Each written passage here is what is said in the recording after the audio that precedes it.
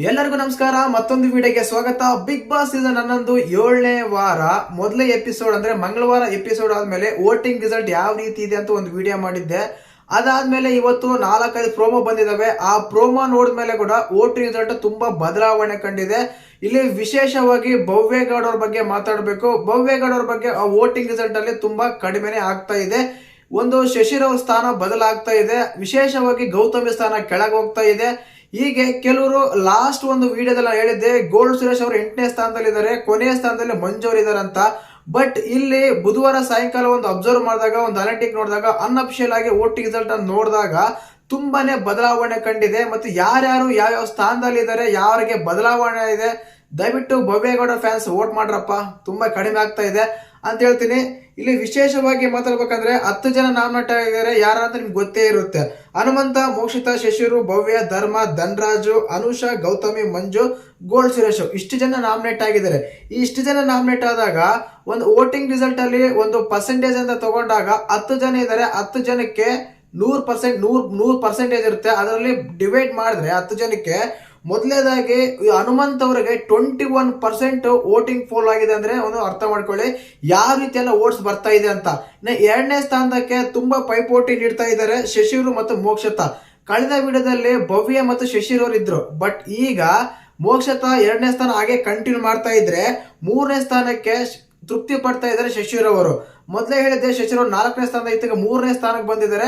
ಮೋಕ್ಷತಾ ಮತ್ತು ಶಶಿರ್ ಅವ್ರಿಗೆ ಫೈಟ್ ಆಗ್ತಾ ಇದೆ. ಆ ವಿಡಿಯೋದಲ್ಲಿ ಭವ್ಯ ಮತ್ತು ಮೋಕ್ಷತಾ ಫೈಟ್ ಆಗ್ತಾ ಇತ್ತು. ಈ ರೀತಿ ಇಲ್ಲ, ಈಗ ಮೋಕ್ಷತಾ ಮತ್ತು ಶಶಿರ್ ಅವರಿಗೆ. ಅದರಿಂದನೇ ಭವ್ಯಗೌಡ ಕೆಳಗೆ ಹೋಗಿದ್ದಾರೆ, 4ನೇ ಸ್ಥಾನಕ್ಕೆ ಹೋಗಿದ್ದಾರೆ. ಮೊದಲನೇ ಸ್ಥಾನ ಹನುಮಂತ, 2ನೇ ಸ್ಥಾನ ಮೋಕ್ಷತಾ, 3ನೇ ಸ್ಥಾನ ಶಶಿರು, 4ನೇ ಸ್ಥಾನ ಭವ್ಯಗೌಡ. ಇನ್ನು 5ನೇ ಸ್ಥಾನ ಅಂತ ಬಂದಾಗ ಕೊನೆ ವಿಡಿಯೋದಲ್ಲಿ ಗೌತಮಿ ಅವರಿದ್ರು. ಬಟ್ ಈಗ ಧರ್ಮ ಅವರು ರೀಚ್ ಆಗ್ತಾ ಇದ್ದಾರೆ 5ನೇ ಸ್ಥಾನಕ್ಕೆ. 5ನೇ ಸ್ಥಾನದಲ್ಲಿ ಧರ್ಮ ಅವರು ಇದ್ದಾರೆ. ಪರ್ಸೆಂಟೇಜ್ ಅಂತ ಬಂದ್ರೆ ಮೋಕ್ಷತಾ ಅವರು 17% ಇದ್ದಾರೆ, ಹನುಮಂತ್ ಅವರು 21% ಇದ್ದಾರೆ, ಶಶಿರ್ ಅವರು 16% ಇದ್ದಾರೆ. ಇದಕ್ಕೆ ಹೇಳಿದ್ದು ಶಶಿರು ಮತ್ತು ಮೋಕ್ಷತಾ ಕೇವಲ 1% ಅಲ್ಲಿ ಮಾತ್ರ ಹೆಚ್ಚು ಆಗ್ತಾ ಇದೆ ಅಂತ. 16, 17, 21. ಭವ್ಯ ಅವರು 11% ಇದ್ದಾರೆ. ತುಂಬಾ ಕಡಿಮೆ ಆಯ್ತು ಭವ್ಯಗೌಡರಿಗೆ ಓಟ್ಸ್ ಅಂತ. ಖಂಡಿತವಾಗ್ಲು ನನ್ನ ಫೇವರೇಟ್ ಭವ್ಯನೇ. ಹಂಗಂತ ಭವ್ಯಗೌಡರಿಗೆ ಫೇಕ್ ನ್ಯೂಸ್ ಕೊಡ್ತೀರ ಅಂತ ಅನ್ಕೋಬೇಡಿ. ವೋಟ್ ಮಾಡ್ರಿ. ಯಾವುದೇ ಸ್ಥಾನದಲ್ಲಿದ್ರೆ, ಯಾವ್ಯಾವ 1ನೇ ಸ್ಥಾನದಲ್ಲಿದ್ರೆ, 2ನೇ ಸ್ಥಾನದಲ್ಲಿದ್ರು, ಯಾವುದೇ ಸ್ಥಾನ ಇದ್ರು ವೋಟ್ ಬಂದಿದೆ, ವೋಟ್ ಮಾಡೋದು ಬೇಡ ಅಂತ ಸುಮ್ಮನೆ ಇರಬೇಡಿ, ವೋಟ್ ಮಾಡಿ. ಹಾಗೇನೆ ಅವ್ರಿಗೆ ಅವ್ರ ಹೆಸರು ಮೇಲೆ ಒಂದು ಟ್ಯಾಗ್ ಹಾಕಿ ಕಮೆಂಟ್ ಮಾಡಿ ವಿಡಿಯೋಗೆ. ನನ್ನ ವಿಡಿಯೋಗೆ ಅಂತಲ್ಲ, ಬೇರೆ ಯಾರೇ ವಿಡಿಯೋ ಮಾಡಿದ್ರು, ಯಾರೇ ವಿಡಿಯೋ ಇದ್ರು ಬಿಗ್ ಬಾಸ್ ಬಗ್ಗೆ ಅಲ್ಲಿ ಒಂದು ಕಮೆಂಟ್ ಮಾಡಿ. ಅದರಿಂದ ಅವ್ರಿಗೆ ಐಕ್ ಸಿಗುತ್ತೆ. ಇದರಂತ ಯಾವುದೇ ಅನುಮಾನನೇ ಬೇಡ. ಇನ್ನು ಅದಾದ್ಮೇಲೆ 5ನೇ ಸ್ಥಾನದಲ್ಲಿ 9% ವೋಟ್ ತಗೊಂಡು ಧರ್ಮ ಅವರು 5ನೇ ಸ್ಥಾನದಲ್ಲಿ ಇದ್ದಾರೆ. ಇನ್ನು 6ನೇ ಸ್ಥಾನ ಅಂತ ಬಂದಾಗ ಧನ್ರಾಜ್ ಅವರು ಇದ್ದಾರೆ. ಧನ್ರಾಜ್ ಅವ್ರು ಬಂದ್ಬಿಟ್ಟು 8% ತಗೊಂಡಿದ್ದಾರೆ. ಧರ್ಮ ಅವರು 9% ತಗೊಂಡಿದ್ದಾರೆ. ಅನುಷ್ ಅವರು 7% ತಗೊಂಡು 7ನೇ ಸ್ಥಾನದಲ್ಲಿದ್ದಾರೆ. ಗೌತಮ್ ಅವರು 8ನೇ ಸ್ಥಾನಕ್ಕೆ ಬಂದಿದ್ದಾರೆ. ಕೇವಲ 4% ಮಾತ್ರ ವೋಟಿಂಗ್ ಬಂದಿದೆ ಅವರಿಗೆ.